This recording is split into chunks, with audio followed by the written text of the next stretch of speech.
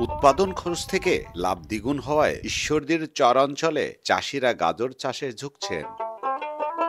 উচ্চমূল্যের এই সবজির উৎপাদন বেশি ও ভালো দাম পাওয়ায় গাজর চাষ করে অনেক পরিবারে এসেছে সচ্ছলতা, হয়েছে কর্মসংস্থানও। মাত্র 2 থেকে আড়াই মাসে ফসল তোলা যায়। প্রতি হেক্টর জমিতে গাজর উৎপাদন হয় 18 থেকে 20 টন।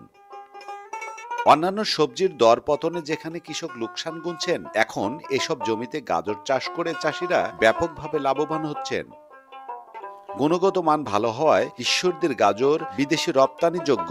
শুধুমাত্র পৃষ্ঠপোষকতা পেলেই এই অঞ্চলের গাজর রপ্তানি করা সম্ভব বলে জানিয়েছেন স্থানীয় কৃষকরা।